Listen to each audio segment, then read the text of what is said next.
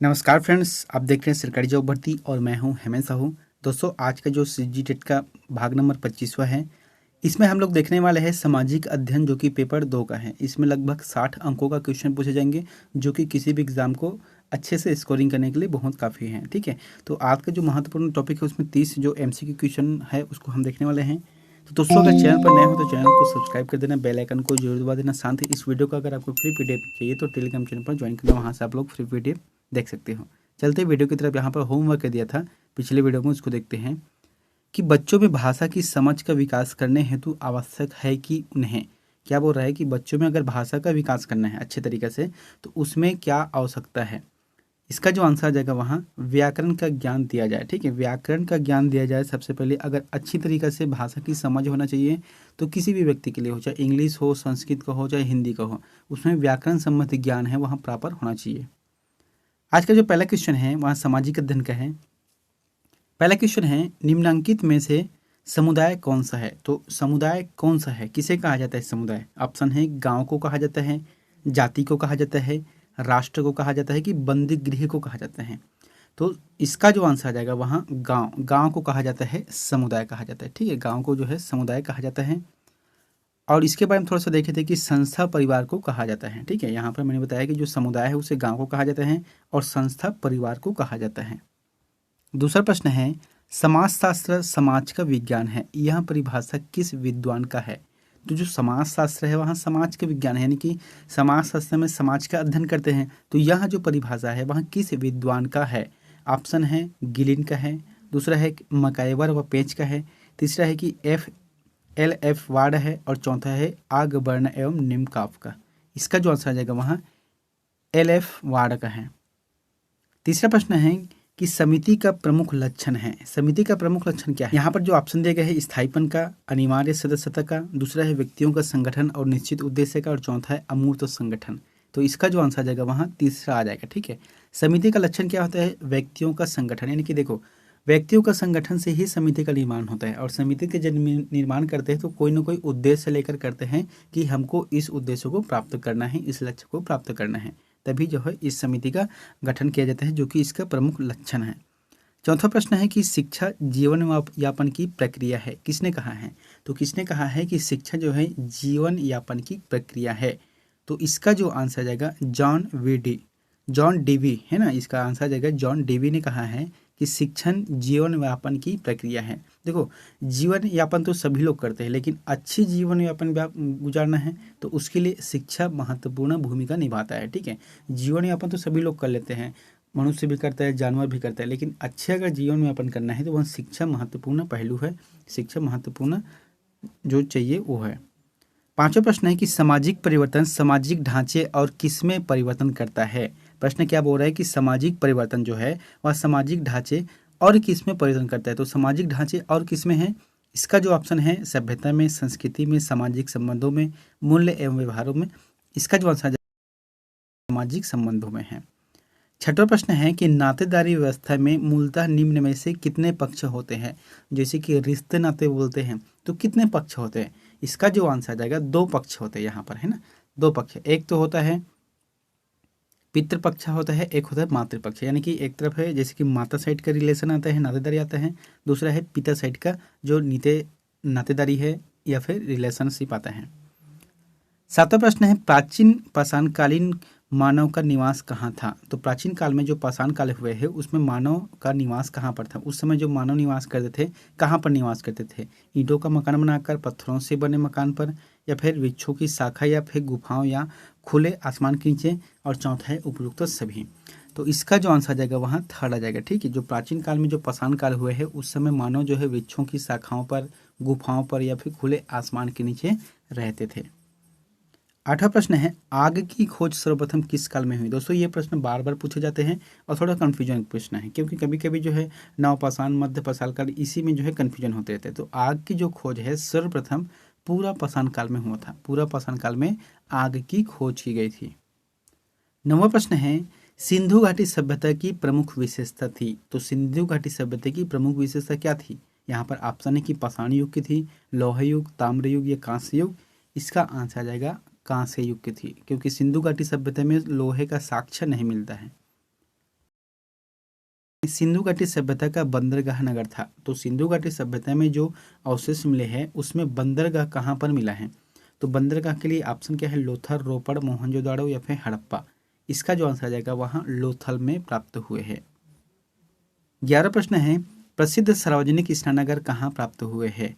तो प्रसिद्ध जो स्नानागार है सिंधु घाटी सभ्यता में, वहाँ कहाँ पर प्राप्त हुए हैं? दोस्तों ये 2-4 क्वेश्चन है। इसके बाद एक चीज़ आप लोगों को बताता हूँ। इसमें क्या है, हम लोग 2-4 क्वेश्चन को देखने वाले हैं सामाजिक अध्ययन के तहत। क्यों देखने वाले हैं? लगभग जो सभी लोग फॉर्म डाले हैं टेट का, वह कभी न कभी छत्तीसगढ़ का कंपटीशन एग्जाम दिलाए होंगे। उसमें से छत्तीसगढ़ और जो इंडियन जीएस का हमेशा पढ़ते हैं, शुरू से लेकर अंतिम तक उसी को पढ़ते हैं। इसलिए जो मैं टेट के जो सब्जेक्ट हैं उसमें इंडियन और छत्तीसगढ़ के जीएस को नहीं ला रहा हूँ, क्योंकि ये हम लोग हमेशा पढ़ते रहते हैं। ठीक है, तो ऐसा ही प्रश्न लाऊंगा जो कि अधिकतर जो कंपटीशन एग्जाम में पूछे नहीं जाते, सिर्फ टेट में ही पूछे जाते हैं, तो मैं उसी क्वेश्चन को ही लाऊंगा। अभी हालांकि 2-4 क्वेश्चन है इसमें, जैसे कि प्रसिद्ध सार्वजनिक स्नानागार कहाँ प्राप्त हुआ है, तो इसका जो आंसर क्या आ जाएगा? मोहनजोदाड़ो। मोहनजोदाड़ो में प्राप्त किया गया है। सुत क्या है? सुत क्या है? सुत जो है एक उपनिषद है कि एक वैदिक राजा का नाम है, या फिर वेद का एक अंग है, या फिर चौथा वैदिक देवता का नाम है। इसका जो आंसर आ जाएगा वहाँ वेद का एक अंग है। वेद जो है 4 प्रकार के हैं, लेकिन उसके जो अलग अलग पार्ट है उसके अलग अलग अंग भी हैं। 13 प्रश्न है कि महावीर स्वामी का जन्म कहाँ हुआ था? तो महावीर जो स्वामी है इसका जन्म कहाँ हुआ था? ऑप्शन है कुंडग्राम जो कि वैशाली में है, दूसरा है राजगिरी है, तीसरा है पावापुरी है, और चौथा है पाटलिपुत्र है। यहाँ पर पाटलिपुत्र आ जाएगा, तो इसका जो आंसर आ जाएगा वहाँ पहला आ जाएगा। ठीक है, कुंडलग्राम जो कि वैशाली में है। उसके बाद है गौतम बुद्ध का जन्म कहाँ हुआ था? तो गौतम बुद्ध का जन्म कहाँ हुआ है? इसका आंसर आ जाएगा लुम्बिनी में हुआ था। ये जो दोनों का जन्म स्थल को याद रखना, गौतम बुद्ध का लुम्बिनी है और महावीर स्वामी का जो है कुंडग्राम है। और महावीर स्वामी 24वें तीर्थंकर थे।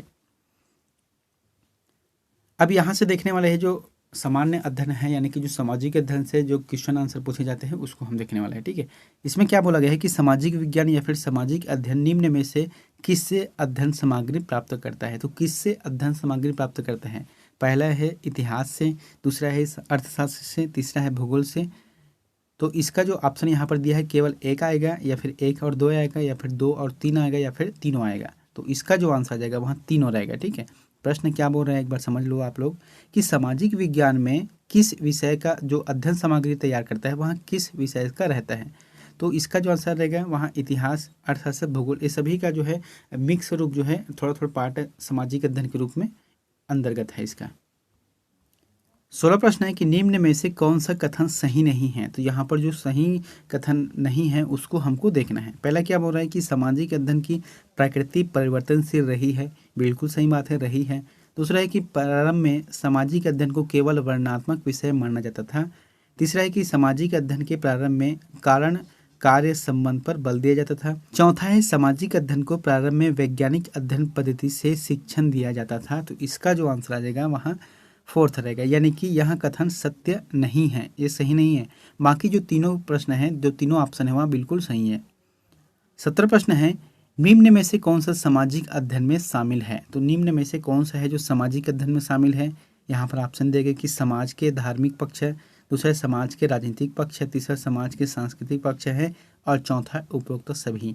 तो इसका आंसर आ जाएगा उपरोक्त सभी आ जाएगा, यानी कि सामाजिक अध्ययन में शामिल कौन कौन से है? उसके राजनीतिक पक्ष को शामिल किया जाता है, राजनीतिक और सांस्कृतिक। क्योंकि देखो यहाँ पर जो है सामाजिक अध्ययन में समाज के लोगों का अध्ययन किए जाते हैं, समाज का अध्ययन किए जाते हैं, तो ये जो सभी पक्ष है वहाँ समाज के अंतर्गत आते हैं। 18 प्रश्न है कि निम्न में से कौन सा कथन राष्ट्रीय शिक्षा नीति जो कि 1986 के बारे में सत्य नहीं है? तो जो सत्य नहीं है उसका सिलेक्शन करना है यहाँ पर। पहला क्या है कि राष्ट्रीय शिक्षा नीति 1986 केवल केंद्र शासित प्रदेशों में लागू है। दूसरा कि राष्ट्रीय शिक्षा नीति 1986 में बुनियादी शिक्षा की गुणवत्ता पर बल दिया है। तीसरा है कि राष्ट्रीय शिक्षा नीति 1986 में प्रौढ़ शिक्षा की बात कही गई है। और चौथा है उपरोक्त कथन सही है। तो इसका जो आंसर क्या बोला गया है कि सत्य नहीं है, तो ये जो आंसर आ जाएगा पहला ठीक बोला है कि देखो केंद्र शासित प्रदेश में लागू है, ये गलत बात है, क्योंकि केंद्र शासित प्रदेश के साथ साथ सभी राज्यों में यहाँ लागू है, ऐसा होना चाहिए, तभी जाके यहाँ आंसर सही आएगा। 19वां प्रश्न है बिना बोझ के शिक्षा के संबंध में निम्न कथनों पर विचार कीजिए। क्या बोल रहे हैं कि बिना बोझ के शिक्षा, अब इसके संबंध में कथनों पर विचार करना है। पहला क्या बोल रहे हैं कि यशपाल समिति ने विश्वविद्यालय स्तरीय प्रशिक्षण प्रक्रिया को बिना बोझ के शिक्षा बताया है। दूसरा है कि यशपाल समिति ने व्यापक तथा सतत मूल्यांकन पर बल दिया है। तो यहाँ पर आपको कोट जो दिया है उसको कथन को सिलेक्शन करना है। तो इसका जो आंसर आ जाएगा वहाँ दूसरा आ जाएगा। ठीक, इसमें जो दूसरा नंबर के बाद बोला गया है कि यशपाल समिति ने व्यापक तथा सतत मूल्यांकन पर बल दिया है, ये जो बात है वहाँ सही है कि बिना बोझ के शिक्षा के संबंध में जो जानकारी चाहिए वहाँ दूसरा में सही है। 20वां प्रश्न है कि राष्ट्रीय पाठ्य चर्चा की रूपरेखा 2005 का गठन निम्न में से किस संस्था द्वारा किया गया है। तो किस संस्था द्वारा किया गया है राष्ट्रीय पाठ्य चर्चा की जो रूपरेखा 2005 में गठन किया गया, उसमें ऑप्शन है पहला कि राष्ट्रीय शैक्षणिक अनुसंधान एवं प्रशिक्षण परिषद है। दूसरा राज्यों की शैक्षणिक अनुसंधान एवं प्रशिक्षण परिषद है। तीसरा है कि भारत सरकार तथा राज्य सरकार है। तो यहाँ पर जो ऑप्शन दिया गया है चारों में से, तो इसका जो आंसर आ जाएगा केवल एक है ना, केवल एक ही इसका सही आंसर है। 21वां प्रश्न है कि निम्न में से कौन सा प्रारंभिक स्तर पर सामाजिक विज्ञान के संदर्भ में सही है, यानी कि जो सामाजिक अध्ययन की बुक है उसके अंतर्गत कौन कौन से पार्ट आते हैं। तो यहाँ पर जो दिया गया है उसमें से जो सही आंसर रहेगा वहाँ पहला आ जाएगा। ठीक है, यहाँ पर बोला क्या गया है कि इतिहास, भूगोल, राजनीतिक विज्ञान, अर्थशास्त्र, ये जो है सभी सामाजिक विज्ञान के संदर्भ के अंतर्गत इसको जोड़ा गया है। 22वां प्रश्न है कि हमारे जैसे विविधतापूर्ण समाज में पाठ्य पुस्तकें इस प्रकार की होनी चाहिए। जैसे कि हमारे समाज कैसे है, विविधतापूर्ण है, समाज में सभी जाति के लोग रहते हैं, सभी धर्म के लोग रहते हैं, सभी वर्ग के लोग रहते हैं। तो उसके लिए जो पाठ्य पुस्तकें हैं वहाँ किस प्रकार होनी चाहिए कि ऑप्शन दिया गया है। पहला कि वे बच्चों को अच्छा नागरिक बनाने के सरकार के दृष्टिकोण को प्रतिबिंबित करें। दूसरा कि वे विवादित मुद्दों से दूर रहे। तीसरा है कि सभी क्षेत्र एवं सामाजिक समूहों का उनसे जुड़ाव हो। और चौथा है कि अलग अलग क्षेत्रों के लिए अलग अलग पाठ्य पुस्तकें हो। तो इसका जो आंसर आ जाएगा वहाँ तीसरा आ जाएगा, है ना। क्या बोला गया है कि सामाजिक क्षेत्रों एवं सामाजिक जो मुद्दों पर है ना, सभी क्षेत्रों और सामाजिक मुद्दों पर उसका जुड़ाव होना चाहिए, क्योंकि यहाँ पर विविधतापूर्ण समाज है। 23वां प्रश्न है कि राष्ट्रीय शिक्षा नीति 1986 ने निम्नलिखित में से किसके लिए एकीकृत कार्यक्रम विकसित करने का सुझाव दिया था। तो किसके लिए जो है एकीकृत कार्यक्रम सुझाव दिया था विकसित करने के लिए। ऑप्शन है कि विकलांग बच्चों के नियमित स्कूल में पढ़ाने के लिए। दूसरा है कि विकलांग बच्चों के विशेष स्कूल में पढ़ाने के लिए। तीसरा है कि लड़के और लड़कियों की सह शिक्षा के लिए। और चौथा है मानसिक रूप से विकलांगों की शिक्षा के लिए। तो इसका जो आंसर आ जाएगा वहाँ पहला आ जाएगा। ठीक है, इसमें क्या बोला गया है कि राष्ट्रीय शिक्षा नीति जो 1986 में जो गठित किया गया था उसमें एकीकृत कार्यक्रम का जो विकसित किया गया था वह किस सुझाव पर किया गया था कि विकलांग बच्चों के नियमित स्कूलों में पढ़ने के लिए कहा गया है। 24वां प्रश्न है किसी सामाजिक विज्ञान की कक्षा में ढांचा का मुख्य लक्ष्य होता है। तो किसी भी जो सामाजिक विज्ञान की कक्षा में जो ढांचा रहता है, यानी कि उसके जो स्ट्रक्चर रहता है, उसका मुख्य लक्ष्य क्या होता है। ऑप्शन है कि आत्मसंयम के कौशल के सुधार को सुनिश्चित करना है। दूसरा है कि स्वतंत्र सोच निर्मित होने तक विद्यार्थियों की सहायता करना है। तीसरा है विद्यार्थियों के विचारों पर सोचने के लिए योग्य बनाना है। चौथा है कि योग निर्धारित के वांछित परिणामों को मजबूत करना। तो इसका जो आंसर आ जाएगा वहाँ दूसरा आ जाएगा। ठीक है, स्वतंत्र सोच निर्मित होने तक विद्यार्थियों की सहायता करना है। 25वां प्रश्न है कि सामाजिक विज्ञान पढ़ाते समय एक शिक्षक का प्रयास होना चाहिए। तो एक शिक्षक का प्रयास क्या होना चाहिए, सामाजिक अध्ययन अगर पढ़ा रहे हो तो उसके लिए एक शिक्षक का प्रयास क्या होना चाहिए। ऑप्शन है कि विस्तृत रूप से याद करने पर बल देना चाहिए। दूसरा केवल मूल्यों पर बल देना चाहिए लेकिन तथ्यों पर नहीं। दूसरा तथ्यों, मूल्यों तथा आदर्शों पर बल देना चाहिए। और चौथा है केवल तथ्यों पर बल देना चाहिए लेकिन मूल्यों पर नहीं। इसका जो आंसर आ जाएगा वहाँ तीसरा आ जाएगा। ठीक है, इसमें जो है तथ्यों, मूल्यों और आदर्शों पर बल दिया जाना चाहिए।